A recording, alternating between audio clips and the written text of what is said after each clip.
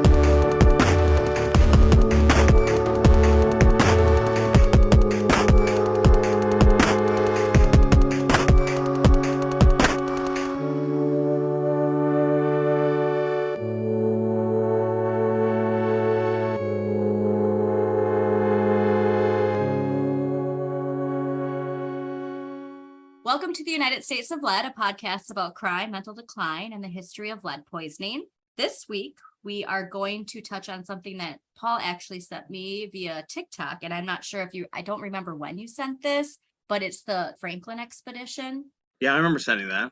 So let's start with the history of it. Quote, Franklin's Lost Expedition was a failed British voyage of Arctic exploration, which was led by Captain Sir John Franklin, and it departed from England in 1845 with two ships, the HMS Erebus and the HMS Terror, which, okay, gonna name your ship Terror, like you're kind of setting yourself up for something to go bad. And it what is the Erebus? I'm looking it up right now. That's not good either.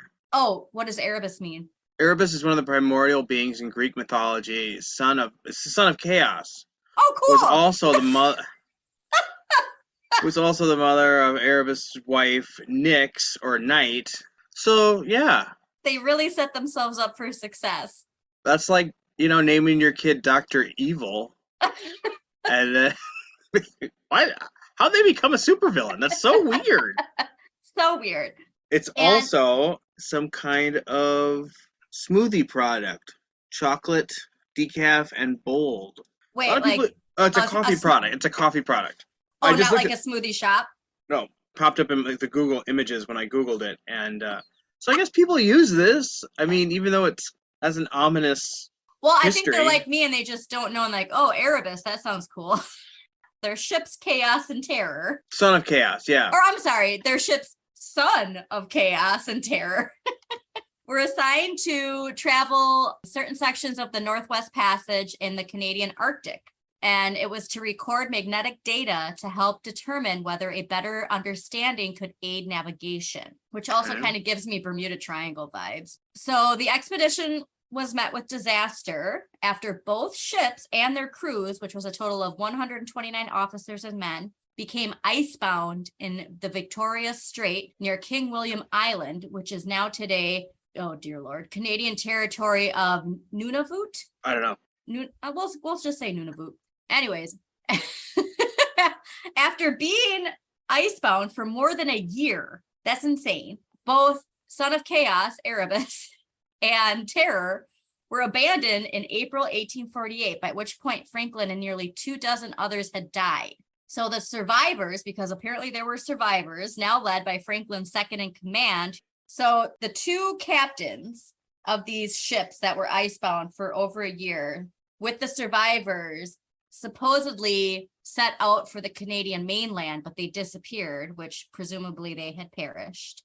So there were pressures by Franklin's wife, Jane, and others to launch a search for the missing expedition in 1848. That's crazy. Yeah, so they departed in 1845, and then his wife, Jane, 3 years later is like, I feel like he should be back by now. I don't know. I would just assume they were lost. I mean, you're just going to send out another ship and you sent out this ship into the unknown, two ships into the unknown. I don't know.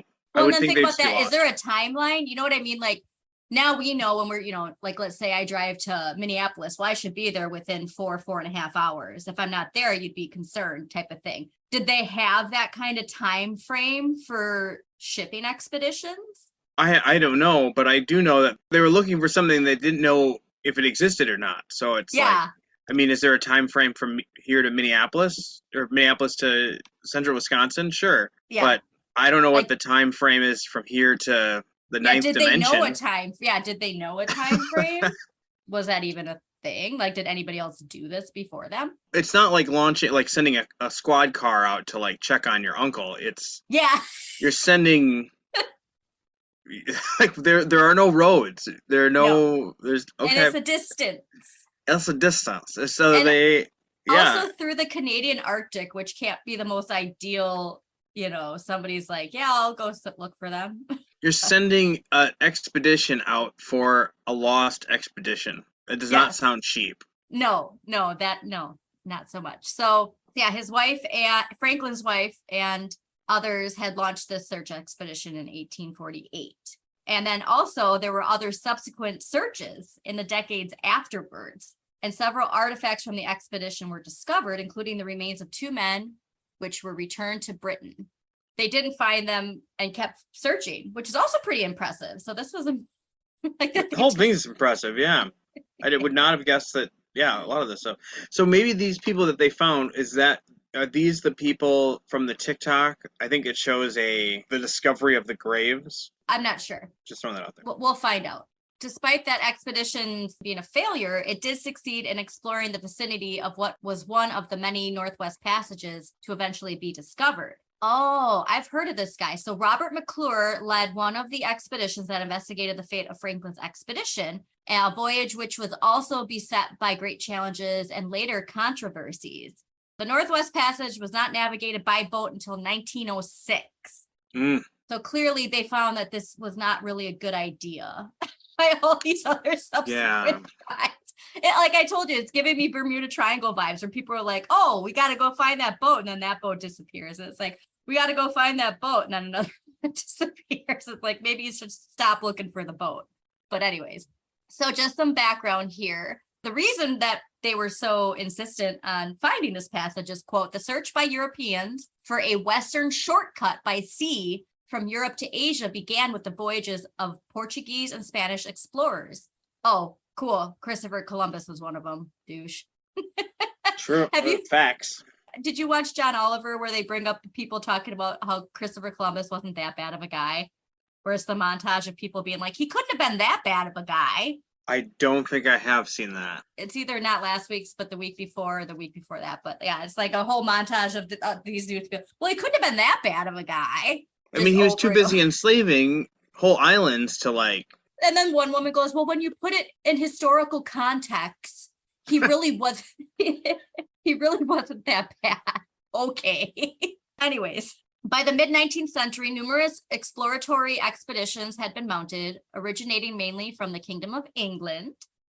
And these voyages, when successful, added to the sum of European geographic knowledge about the Western Hemisphere, particularly North America. As that knowledge grew, exploration gradually shifted towards the Arctic. So they kind of are setting themselves up for disaster. But when you started this, I didn't know. I mean, I actually didn't know anyone had ever, quote unquote, discovered a Northwest Passage. And it sounded like you were saying that there was a passage that was discovered, or several passages discovered around the beginning of the 20th century. Were they discovered or like created? Because they kept hitting, you know what I mean? Like it keeps saying how they kept being icebound. I'm just learning about this, so I don't know, but like, yeah, no other cultures would have used this.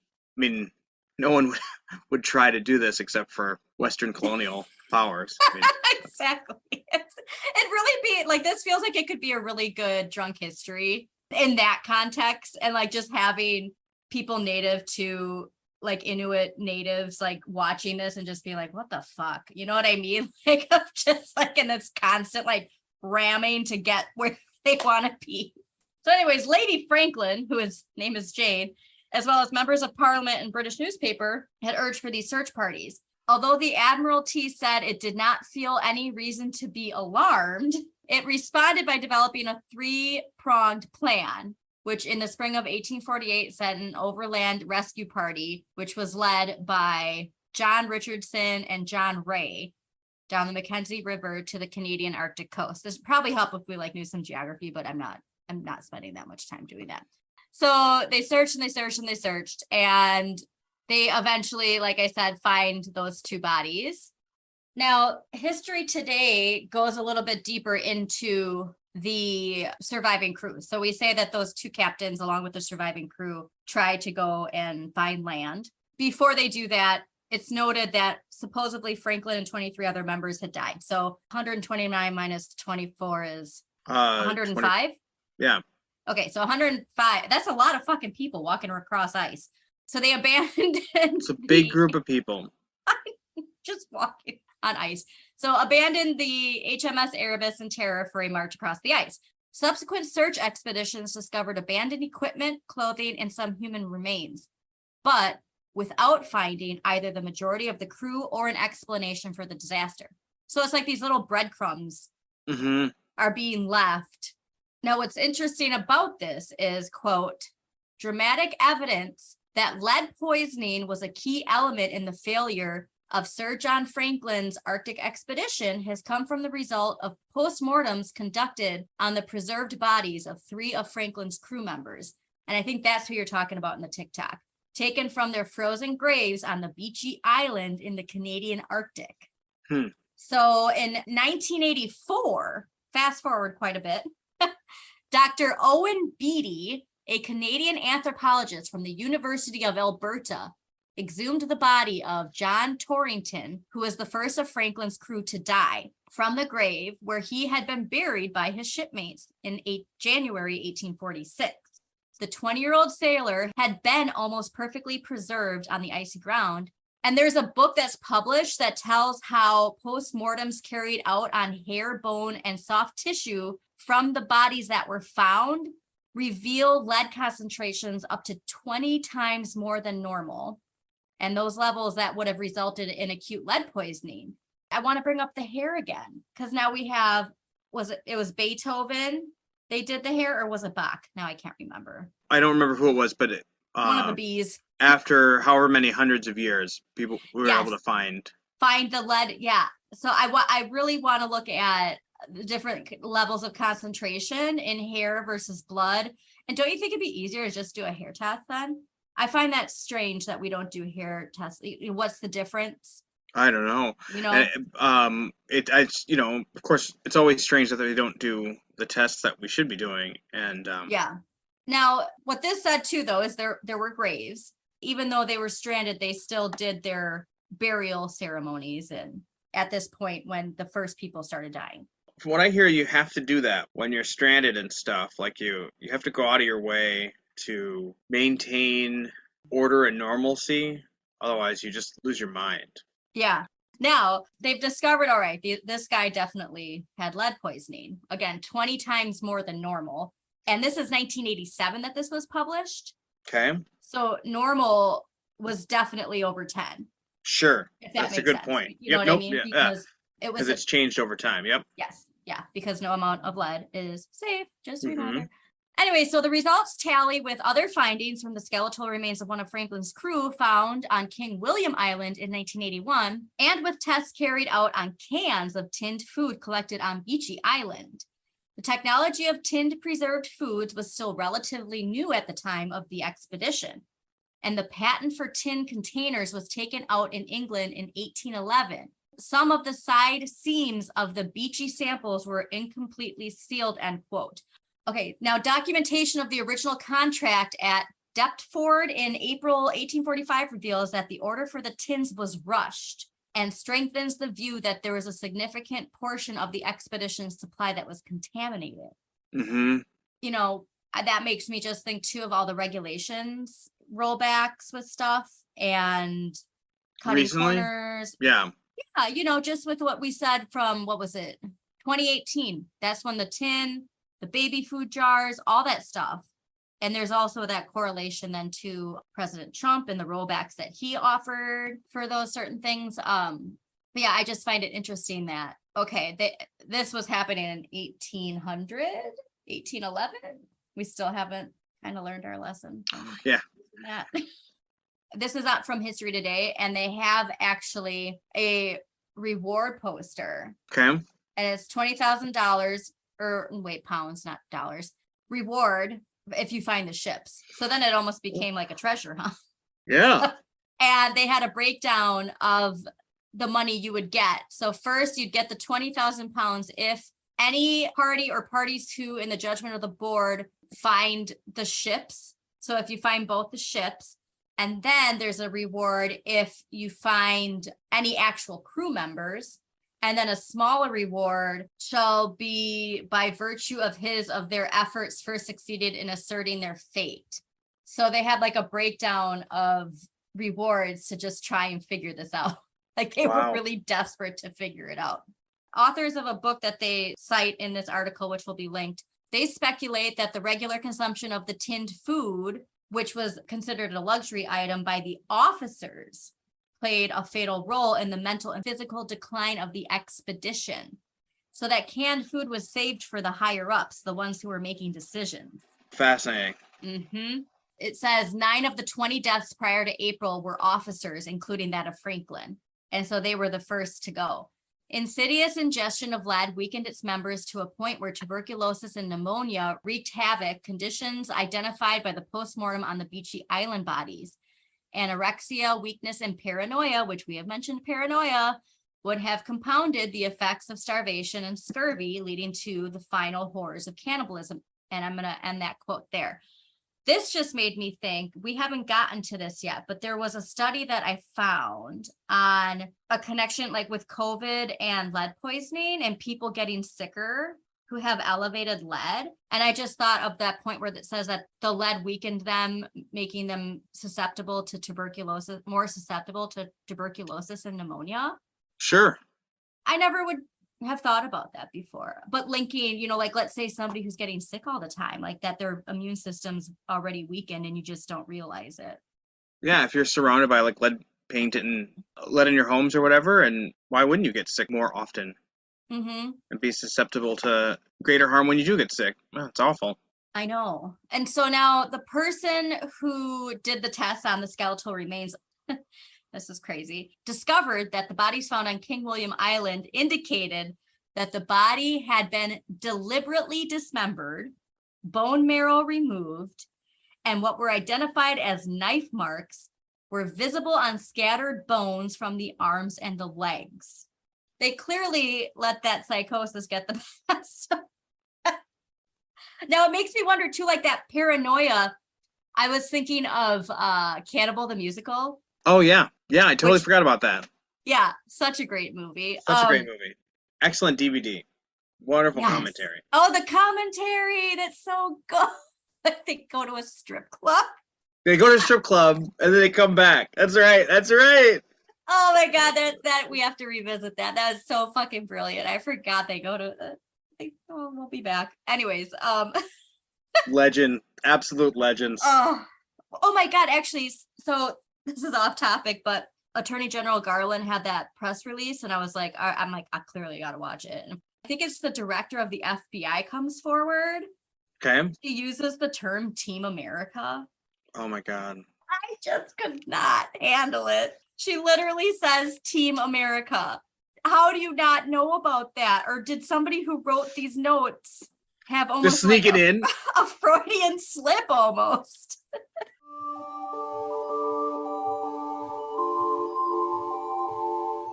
Clearly, if the bone marrow is missing, you know that they were eating it. Oh, sure. Why would the bone marrow be missing from the bodies?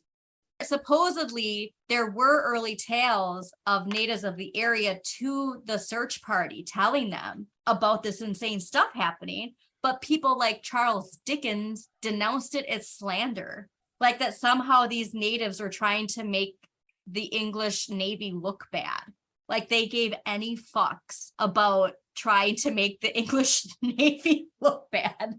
There's a high degree of like delusional thinking. This is from the TikTok. I don't know how it came out, but they were talking about how they were saving the furniture more than they were protecting their food stocks. And then I'm just looking at something here saying that the ship also carried libraries of more than 1,000 books. It's That's like insane. there's only so much room on a ship, and they're like, Yes. yeah, you know what we Thousands? really you know what we really need? We need some old French literature. That's what we need. We need Yeah. hundreds of pages of French literature. So now this is where it's like the, what came first, because no matter what, most experts believe that what killed them were the results of pneumonia and tuberculosis and other diseases, and apparently including Pott's disease, which is tuberculosis of the spine. Okay. However, I'd like to go back up to the focus of who was eating the lead poisoned cans. Sure. Now, if you have the theory of like, oh, they just, they hit ice and desperation got the best of them, whatever. But then when you focus on, say you do get stranded and the people who are supposed to be leading you are full of lead poison paranoia, and, clearly can't think straight, probably some uncontrollable anger in there too. You can have, the weakness of limbs and all that other symptoms that go along with it.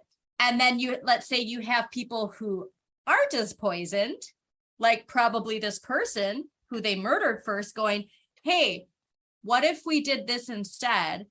And then you have one of the officers like lose their fucking shit on this person and kill them. That's how I see this going, is that the people who are in charge are absolutely fucking mad, not angry, but crazy. Actually, both. And other people who aren't maybe try to set things straight. Isn't that kind of how the Donner Party, or wait, was it the Donner Party? Isn't that what Cannibal Musical is? What is it about the Donner Party? I thought, isn't it? I can't remember. I don't know if there's more than one cannibal story over there, but the Donner Party definitely is a cannibal tale. Yes. Okay. It's the true story of Alfred Packer. Yeah, so it is different. The sort of detail, yes. Alfred Packer from Colorado Territory. They kept saying that. Oh, yeah. So apparently, I think I remember in the commentary that they mention that this is just something that everyone from their region knows. Everyone knows the story of. The fact, though, if there's Alfred the Packer Party and then the Donner Party, what was the time difference? When was the Packer Party? When did they set? Alfred Packer. I'm going to click on it. It says that he died in 1907. Oh, so he was way after. Okay, because the Donner Party's from like 1846. So the cannibalism is 1874. He confessed to cannibalism during the winter of 1874. So that's even more crazy because the Donner Party's cannibalism is from 1846, 1847. Cannibalism. I wonder if they had canned goods. Moby Dick real story. Oh, I forgot. The Essex Party. So like the story that Moby Dick is based on, Yeah. they all ended up having to eat crew members. That's where like that notion of you gotta behave yourself when you're cannibalizing. It's from learning about this story, because apparently when they did in the Essex, the tale or the story, the true life tale of how that Moby Dick is based on, they drew lots so that someone would be the person that cut off the hands and the feet before they put it in the stew, so that no one saw like this human remnant. Like, because they knew, like, if you were eating and you saw a hand. This episode took such a turn. Oh, well, that's what it is Tangent City. Every time we do this without. I think all this is teaching us is that I really need to write notes. Like, warning, you're entering a no script zone. Whoops. They find these bodies and clearly, some shit went down. So like I said, it's trying to figure out what came first. And I'm going with the theory because if the canned food was only for the higher ups are making the decisions. This actually, God, I need to find the case that Amanda did, because this happened on a different expedition where there was a crew uprising. Okay. But this was somewhere southern. It had nothing to do with like the Arctic and ice and stuff like that. But it was almost like that same vibe, though, of people being like, holy shit, these people are crazy. Like, we need to do something. And the people in charge being like, absolutely not, but also being completely like having lost their minds. I think that it's just another gentle reminder that we should not have lead in canned goods. And like we said, that 2018 study that showed the amount of canned food that had elevated levels was kind of crazy. I'm looking at something here about the canning process for the Franklin expedition. It says the tinned food was supplied from a provisioner, Stephen Golden, who was awarded the contract on April 1, 1845, April Fools, a mere 7 weeks before Franklin set sail. Oh, that's definitely rushed. Golden worked frantically on the large order of 8,000 tins. The haste required affected the quality control of some of the tins, which were later found to have lead soldering. We still do that. This is like summing up. I don't know how many episodes we've done, but this is like 80% of the episodes. If you just listen to this episode, someone rushing a process with tools they shouldn't be using in a process that is poorly controlled. The soldering was thick and sloppily done and dripped like melted candle wax down the inside surface. Oh my God. All those artichokes or, I don't know, whatever you put in cans in the 1840s, frickin' salmons and turnips, I don't know. All that stuff was... I just pictured beans. Beans. Lots of beans. Beans and lead. Mm. Good Lord. Someone probably cut some corners and used this Goldner. The Goldner rule. And then Goldner was like, oh, I can do this. I can get this done. I need this order. They took the order and then they said, like, I don't care. This is the biggest thing we've had. We need to get this out in 7 I want to know what happened to that guy's business. And now he is Del Monte Canned Foods or something. Changed his name to P&G. What happened to where did you find that? Because I want to look him up. Where is it? It's from the Wikipedia page. What was his name again? Stephen Goldner. I have to know if... Oh, he like almost ruined tin cans. They have his cans on display. They have it gross. So at the Royal Museums of Greenwich, they have an opened Goldner meat tin. Wow. But then they have other ones like a BBC article about him. That's the one that says the story of how the tin can nearly wasn't. Oh my God, look at these cans. Okay, I'm going to add this to the sources. They look insane. Okay, so like we think of tin cans now. Just go to the BBC article and just look at that can. It looks like how we were talking about making pewter stuff in school. No, dog. No. So amazing. Oh my God. That can cannot. I'll tell you that. That can is not canning. I'll tell you. No. Absolutely not. I think we're going to end up having to look at this guy like separately because this article is very detailed about it. As it should be. This is... Anyways, that's our episode. Best episode ever. Oh my God. This is awesome. So, Franklin Expedition, Lost Expedition, cannibalism, psychosis, paranoia, lead a lack poisoning. of quality control. Yes. At every step in the process. It all came down to someone not being regulated using lead. So thanks for tuning in. We'll talk to you guys next week. Thanks, everybody. Thank you for tuning in to United States of Lead, hosted by Andrea Elizabeth and Paul Kramer. Just a quick disclaimer, Andrea and Paul are not experts in lead poisoning. We do ask that you check our sources and read up a little bit more on your own. Thanks again for listening.